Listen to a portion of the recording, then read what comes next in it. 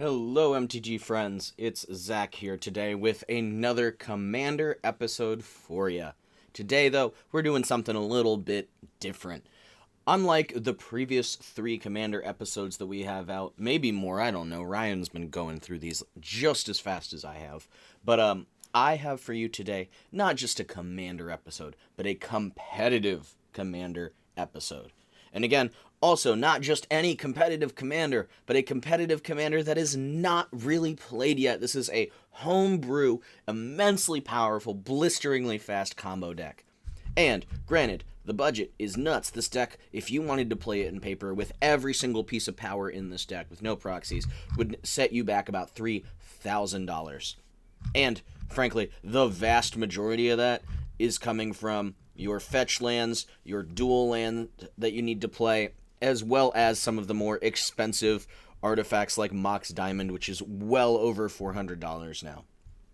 However, I personally am a big proponent of proxying the expensive cards so you can keep playing. So if that's something that you're willing to do and you want to play a crazy fast, exciting, competitive commander deck, this might be the one for you. So today, we're going to look over Siona, Captain of the Pyleas, and see just how fast a Selesnya deck can really go. So, Siona, Captain of the Pyleas, she is a legendary human soldier. She's a 2/2 for a single 1 mana, green, and then a white. When she enters the battlefield, look at the top 7 cards of your library. You can reveal an aura card from among them, put it in your hand, put the rest on the bottom in a random order.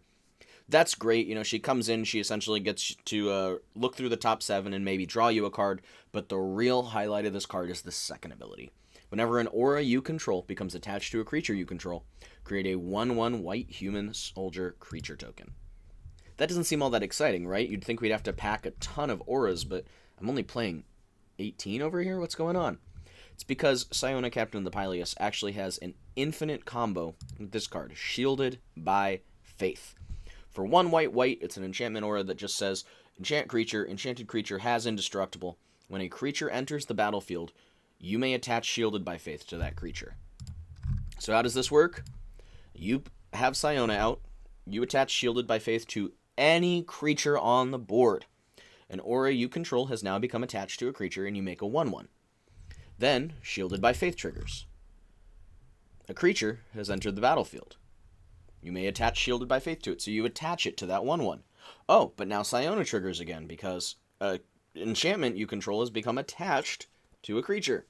Oh my goodness. So we make another 1/1, and we move Shielded by Faith to that, and we make another 1/1, and we move Shielded by Faith to that over and over and over again, until we have our board as arbitrarily large as possible.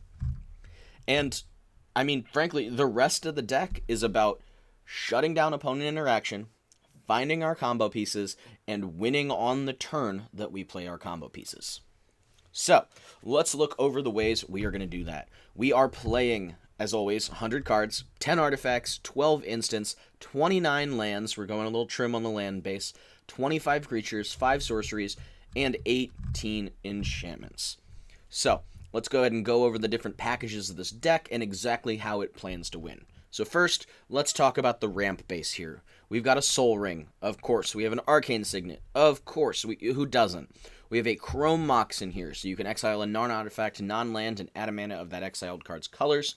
Usually you're going to make green with this. You might make white with this. That's okay. It is a 0 mana card that all you have to do is essentially pitch a card, get some extra mana. We got a Lotus Petal in here because, frankly, free extra 1 mana one time is more than good enough. We have Mana Crypt in here because a free Soul Ring with a damage effect? Sure, why not?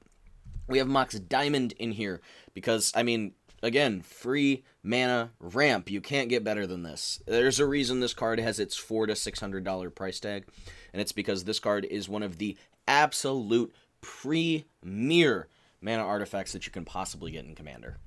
Next up, we have Phyrexian Altar, which just says sacrifice a creature, add a mana of any color. It doesn't seem all that exciting, except when you remember that Siona can essentially make infinite creatures with the right cards. So, yeah, that's pretty good. Additionally, on the ramp package, we have an Arbor Elf, which untaps a forest. We have an Avacyn's Pilgrim, which adds a white mana. We have a Birds of Paradise, which adds 1 mana of any color. All of these are at 1 mana to drop. Then we have a Devoted Druid. This one doesn't seem as good as the others, right? Devoted Druid has its own little combo in here, though, with Vizier of Remedies. Vizier of Remedies says if one or more -1/-1 counters would be put on a creature you control, put that many -1. So, up here, we have Devoted Druid that says put a -1/-1 counter on it to untap it, and you can tap it to add green. So what's powerful about that combo is you put the -1/-1 counter on it. Vizier of Remedies says no, you can put all but one, -1, which means 0, and you can infinitely tap and untap Devoted Druid to make infinite green mana. Alright, additional ramp here is Elvish Mystic. It's 1 mana ramp. Fyndhorn Elves as well. We got Llanowar Elves, all the classics here. And then we have, we have Wild Growth, which is like an enchantment version of a Llanowar Elves, basically. We got Utopia Sprawl, same thing, except you choose a color rather than just specifically adding a green. So this one's actually even more flexible, in my opinion, but it does have to enchant a forest. That is really important with Sprawl. Additionally, I think the last one we have in here, we have Earthcraft in here, which lets you untap a creature you control to untap a basic, and we have Carpet of Flowers, which punishes opponents for playing islands by giving you mana. Lastly, we also do have Food Chain in here, which gives us mana, and Fertile Ground as well. So we've got a pretty excellent variety of mana ramp and mana acceleration so that we can have all the mana we could ever need in order to absolutely take over the game. So, next up, what kind of protection pieces are we running in here? So, we've got Veil of Summer. I mean, this card is an absolute staple if you're playing green. Whether or not you're actually going up against a blue or black deck barely even matters because the risk of doing so is immensely high in cEDH. Blue and black are two of the most popular colors by a wide, wide margin. And so you absolutely want to play Veil. We have Swords to Plowshares to exile. We have Silence to stop opponents from stopping us comboing. We have Nature's Claim to destroy an artifact or enchantment at a single mana. Heroic Intervention to give our stuff hexproof and indestructible. Force of Vigor to destroy some artifacts. Noxious Revival to grab some cards back from our graveyard. We have the new Flawless Maneuver to give our creatures indestructible, and while Siona's out, it's free. Over here we have Sevinne's Reclamation, which lets us return a permanent card with CMC 3 or less from your graveyard to the battlefield. And if it was cast from the graveyard with its flashback cost, you can copy it and choose a new target. What's great about this card is the fact that, both Siona, if somehow she ended up in the graveyard, and Shielded by Faith, where are you? Shielded by Faith, are 3 mana. So that's really great here. Regrowth gets us a target card from our graveyard to our hand. Open the Armory. Not Open the Armory. Where's the next one? Aura of Silence. Lets you destroy an artifact or enchantment by sacking it, and also makes artifacts and enchantments your opponents control more expensive. We have Darksteel Mutation, which is an enchantment that shuts down opponents' creatures, usually their commanders. We have Kenrith's Transformation that does the same thing as Darksteel Mutation, but draws you a card, but just makes their creature a little bigger. We have Rest in Peace, which exiles all cards from all graveyards and stops things from being put in graveyards. Be careful with your timing on this card. If you have stuff that's going to go to the graveyard, obviously don't run out of Rest in Peace. But if you can afford to play out the Rest in Peace, or you need to play out the Rest in Peace because your opponent's graveyard's going to take over the game, absolutely do. Next up, we have Root Maze, which says artifacts and lands come into play tapped. It doesn't seem all that great, but we're the kind of deck that can kind of slow the game down just enough to really speed things up on our end, while our opponents are a little more punished by this one. Additionally, we have Sterling Grove here, which gives our enchantments Shroud and even lets us sack the Sterling Grove to go get an enchantment. And we have Stony Silence, which turns off activated abilities of artifacts. Stony Silence is also a bit of a nombo with parts of our deck, but they are not key parts of winning, and we have plenty of ways, like our Nature's Claim here and our Force of Vigor, to destroy any artifacts that we need to. Alright, let's talk about some additional strategies in this game. Let's talk about our tutors. We have an Academy Rector here, which when it dies, lets you exile it from your grave, and if you do, grab an enchantment out of your deck, put it into play. Card is incredible. Absolutely incredible. While it is 4 mana, it's a body that serves as a blocker. It's a 1/2, really easy to remove, and it has the benefit of when it dies, going and grabbing us any enchantment that we need, which is usually going to be our combo pieces. We've got an Aven Mindcensor here that can stop opponents from searching the top cards of their stop their opponents from searching their libraries, which in and of itself just limits them to the top 4 cards of their library instead. This is incredible to use when somebody tries to crack a fetch. It's only 3 mana, it's a 2/1 flyer, and it has flash. Another combo piece here, we have Boonweaver Giant at a monstrous 7 mana, which seems way crazy in cEDH. This card's actually nuts. He's a 4/4 for 7. When he enters, search your library, graveyard, or hand for an aura card. Put it onto the battlefield attached to Boonweaver Giant. If you search your library, shuffle it. This card's a house. Absolute house. This deck ramps really hard, so hitting 7 mana is actually not that far out of the picture. And then you slam him down, and you can start off your combo with Siona. We got Collector Ouphe. He turns off activated abilities of artifacts. And but a really important card we have in here, which doesn't seem all that important at first blow, is Crashing Drawbridge. For 2 mana, you get an 0/4 Defender, and you can tap it to give your creatures you control haste.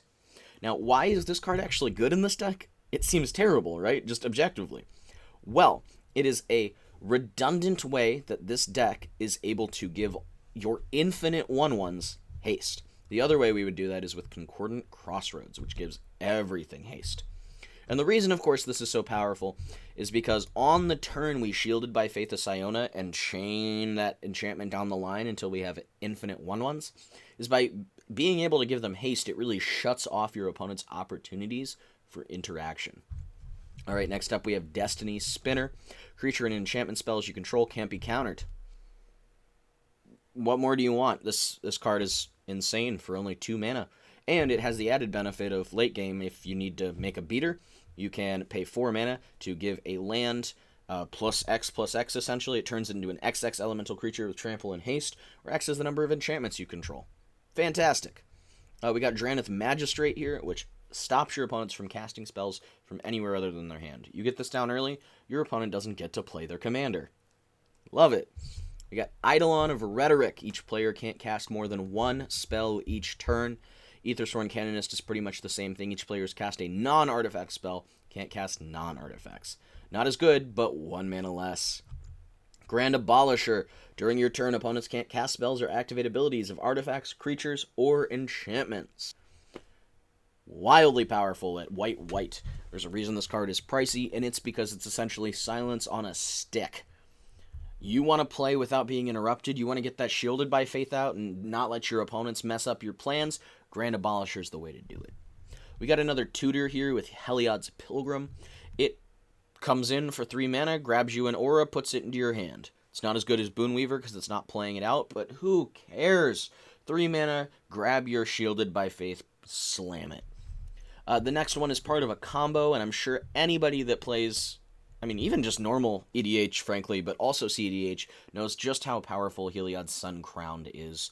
It says he's indestructible, 5/5 for 3 mana. He's a legendary enchantment creature god. As long as your devotion to white is less than 5, he's not a creature. Whenever you gain life, put a 1/1 counter on target creature or enchantment you control. And for 1 and a white, another target creature gains lifelink until end of turn. This card, unbelievably powerful because it works perfectly with Walking Ballista.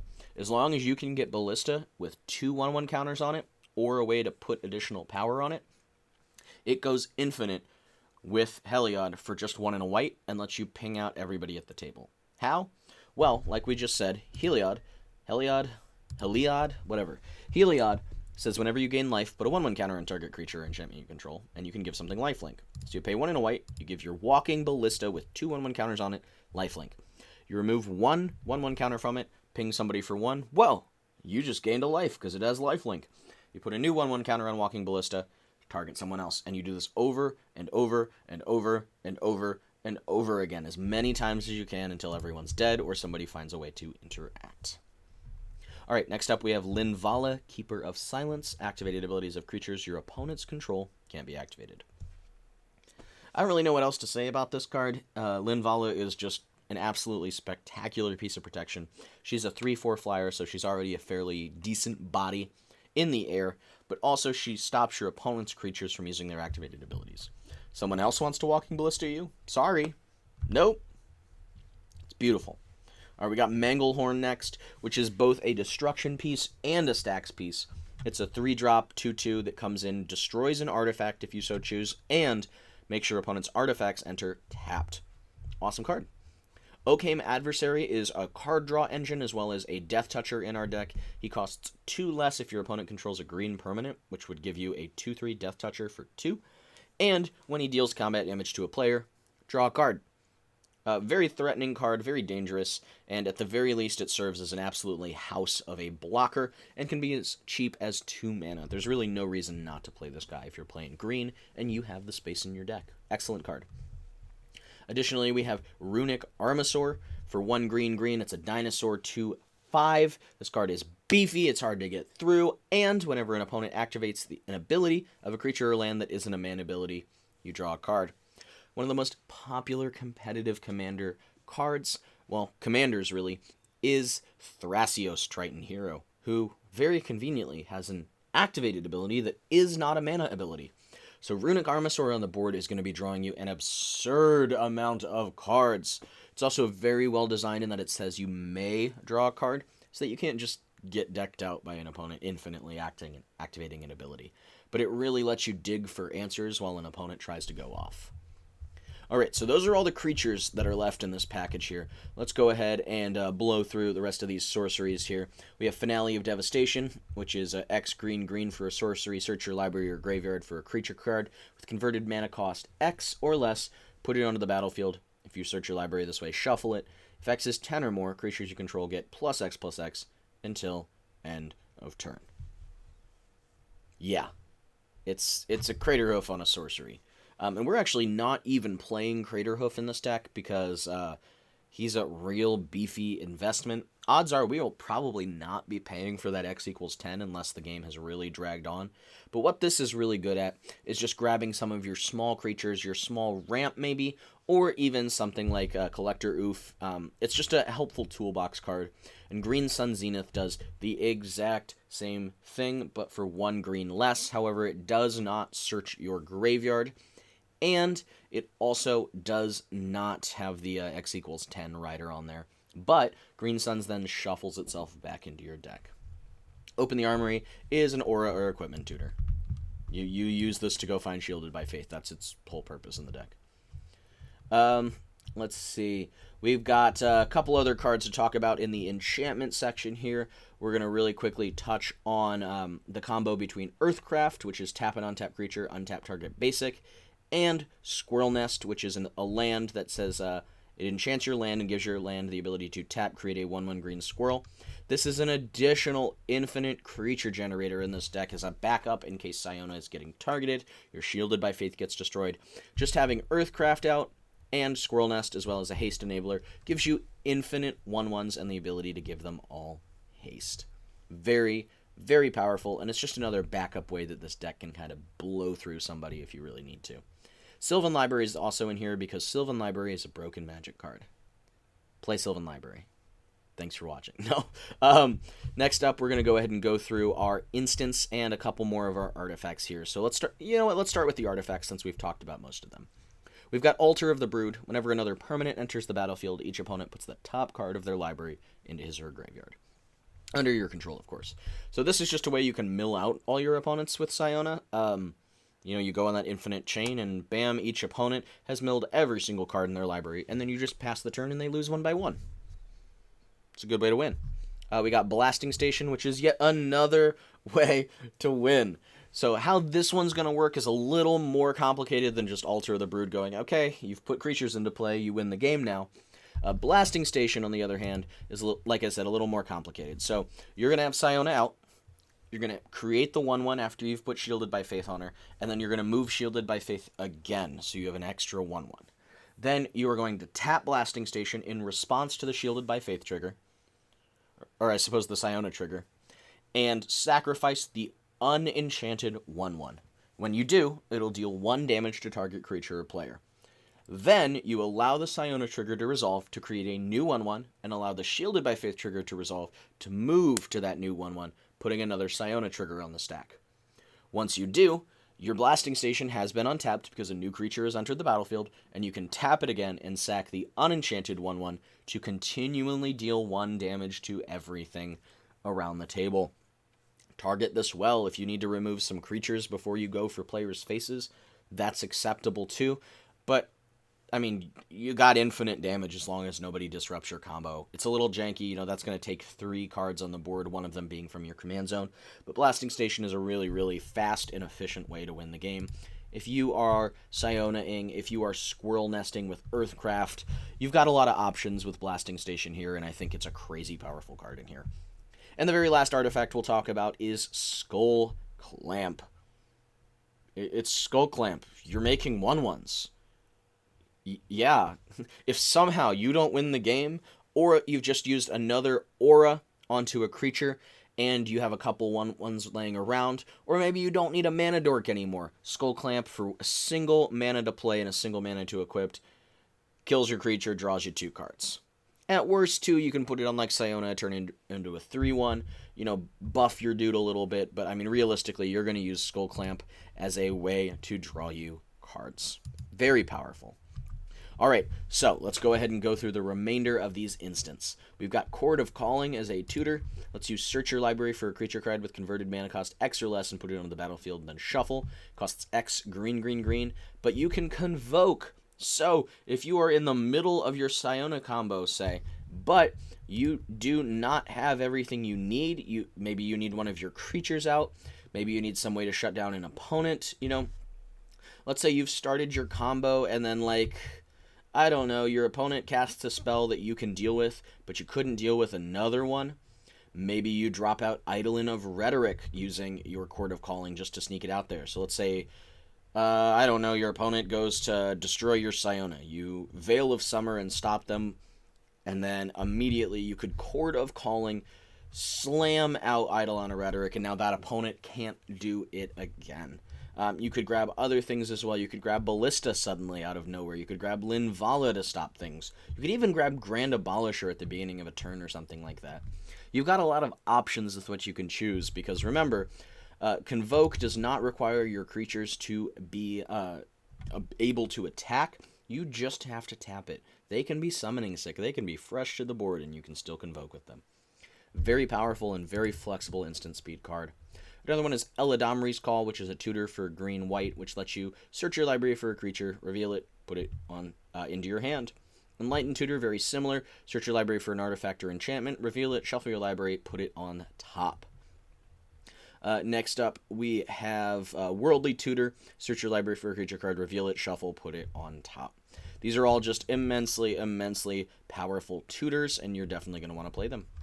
All right, the last things we're going to go through are these 29 lands. While that count seems very low, in competitive EDH, you want to keep that curve immensely low. As you can see, our average mana curve is just below 2. So you can afford to run fewer lands, and you can afford to be a little more aggressive with the number of mana dorks that you're running, as you saw by the sheer amount of ramp we were playing. So we're going to play pretty much every single fetch land that we can afford to play here that searches up our Savannah, our Temple Gardens, and our basics. So we've got Wooded Foothills, we got Windswept Heath, we got Verdant Catacombs, we have Misty Rainforest, Marsh Flats, and Flooded Strand, and Arid Mesa. Then we're running Bountiful Promenade because it's essentially an untapped duel while you're playing Commander. We have Command Tower because it's an untapped duel. We have Emergent Zone so that we can go off at instant speed if we really sneakily need to. We are playing 7 Forests and 6 Plains.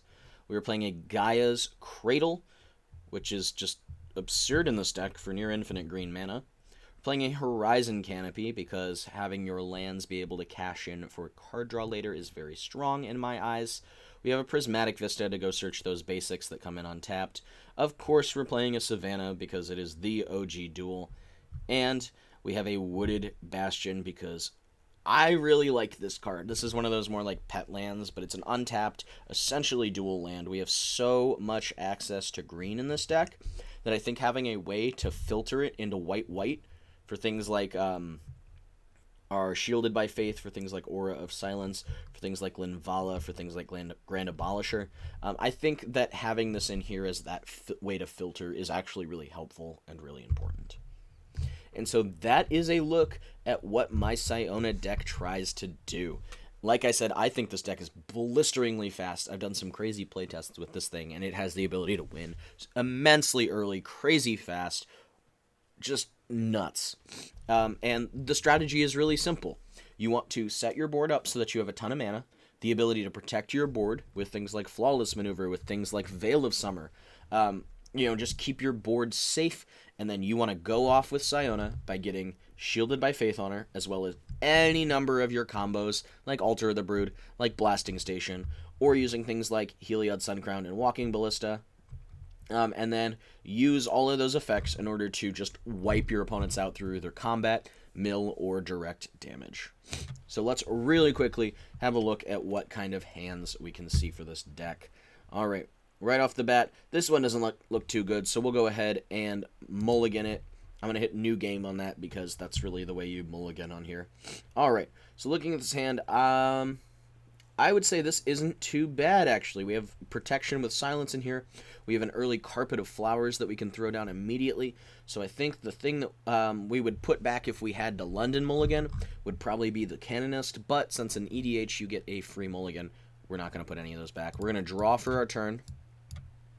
Very nice. We're going to play our Flooded Strand and immediately crack our Flooded Strand, taking a life. And we're going to search our library, and we are going to go grab our Savannah here, which is going to come in untapped.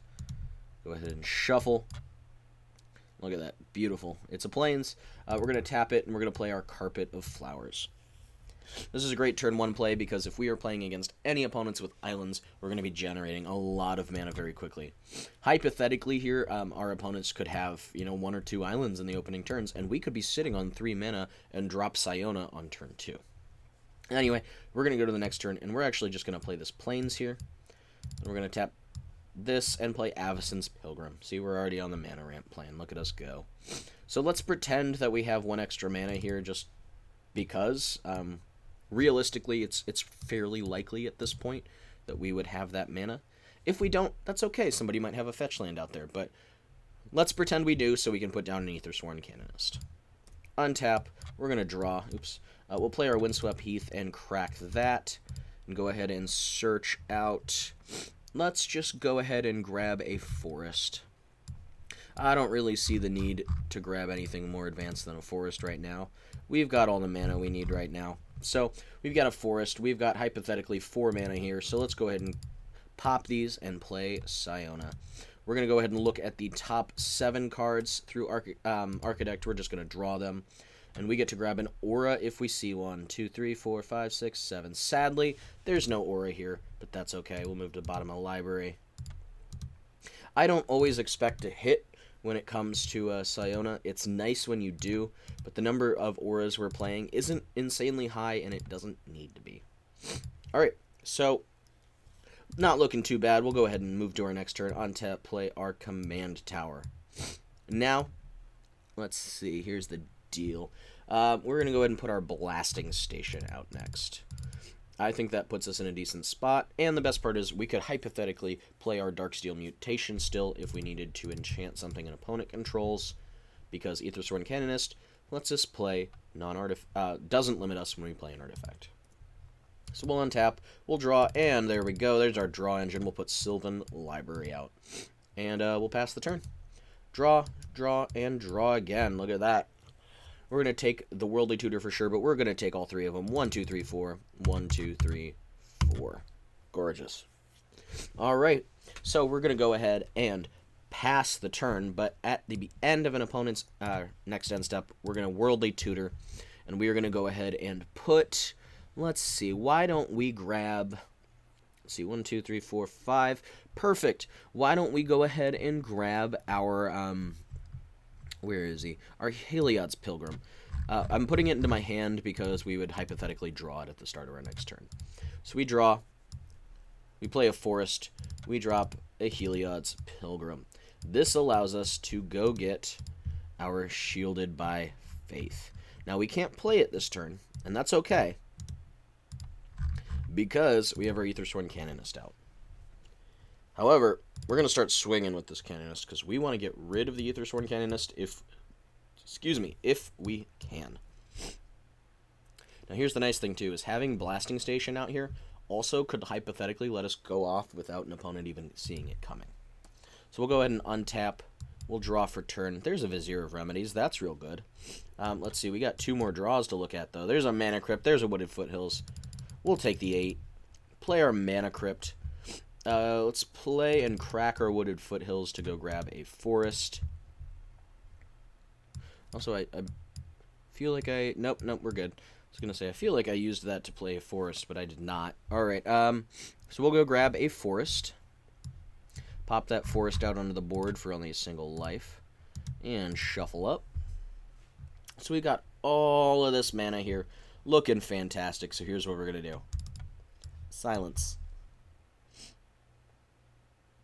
Now what? Now your opponent has to basically go, okay. And then we tap our Blasting Station to sacrifice Aethersworn Canonist and ding an opponent for 1. Now, we're going to tap, tap, tap, play Shielded by Faith. Shielded by Faith attaches to Siona. It creates a Human Soldier 1/1.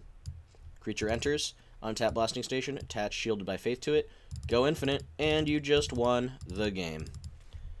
That is Siona, Captain of the Pyleas. So we had some decent interaction in our hand. We had a lot of mana ramp.